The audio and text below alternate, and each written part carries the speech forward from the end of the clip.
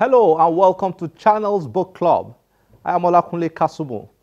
Getting children, teenagers and young adults reading has become a lot tougher in a world where computers, mobile phones, the internet, cable television and digital games rule. But many people are not giving up on their efforts just yet. All over the world, children's books still outsell most other genres, an indication that books offer children and teenagers much value in entertainment and education terms. In the last few episodes, we have explored books on Nigeria's political history, from Shukwo Shashore's A Platter of Gold, Chude Ofodile's The Politics of Biafra, to Olufemi Vaughan's Religion and the Making of Nigeria. In the next few episodes, we want to focus on children, teenagers, and young adults. Let's get started with this book titled Against All Odds. It's small-sized, illustrated, fictional, and written for children and teenagers. It's the debut work of Joy Borke, a woman very much driven by a desire to use her creative writing skills to tell stories that matter. She joins us to review her book and talk about how she has approached the creation of a literary work for children. Enjoy it. Joy, nice to have you on Channel's Book Club. Thank you very much. Thanks for coming. Against All Odds. Let's talk about you, the writer, first. This is your first published work. Yes, it is. But you've always wanted to write. Always. But you were too busy to write. Tell me a bit about that. Okay. Growing up, I was always very interested in reading. I read a lot of books growing up, and that was where the crave for writing started from. Yeah. You know, but all this while, I didn't have the chance to do that. In fact, growing up, I had bits and pieces of scripts I had written here and there, but there's really no time to sum the whole thing up to make a book. And it had been burning and burning. The passion had been burning for a while. And just recently, I told myself, hey, you know, this is your passion, this is your dream. You need to set out time for it. And I've had that story so many times, many unwritten books.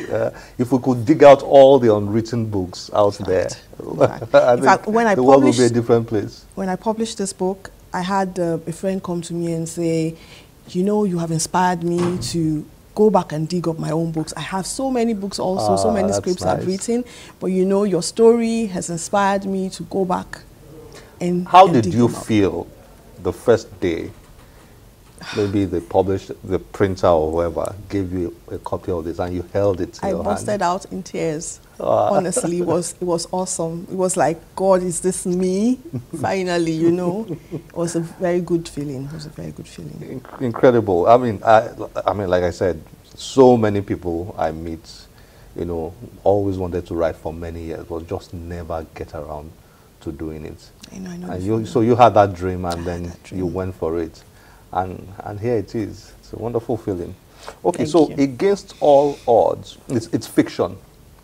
Yes, it's For fiction. somebody out there who has no idea, let's summarize the book, the story.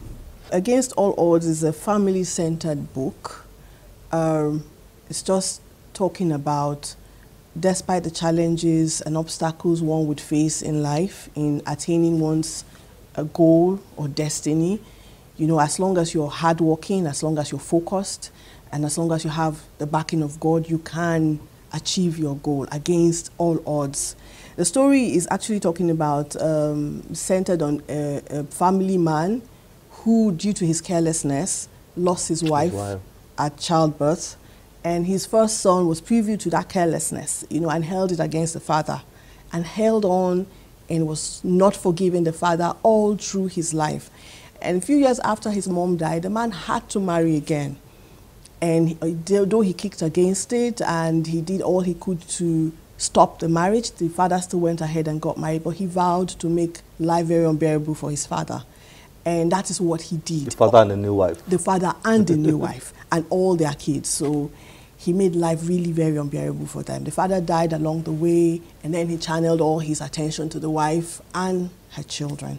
He did so many things to try to stop them from achieving their purpose or making it in life, but he did not achieve, he did not succeed, which is the catch in it all. And at the end of everything, the stepmom and her children were able to forgive him. They knew all he did against them, but they were focused. They had the backing of God, and they were able to achieve their purpose. And at the end, they forgave him. They told him, we know, you know, to err is human, but to forgive is divine. You know, a small-sized book, but it's a story that addresses our humanity in many ways.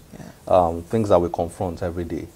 The challenge to forgive, you know, the challenge to love, the challenge to work hard, and then lots of family conspiracies within family. Exactly. You know, his uncle was the bad guy of the story in many ways, because he kept reminding him of how his father how his father's made his mother, I mean, cost the life of his mom. His mom, Yes. You know, so I think I enjoyed that. That happens in so many families. The good, the bad, and the ugly happens in all families out there. You know, so I enjoyed. Now it looks like, I mean, obviously this book, you had a particular age range in mind. Yes. Young people. Yes. What's a specific age range? From ages 9 to 15. Okay. Because that's the age where most of these values get molded in our youths. From the ages, maybe a bit earlier than 9, but the book specifically because of the language, because of the vocabulary, it's more tuned to ages 9 to 15. To 15. Yes. So that probably then explains what I'll call creative things you put in the book. For example, I can see that there are questions after every chapter. Okay. And then there's also like a glossary, you know, at the end of each chapter. Yes. And then the book also has illustrations. Yes.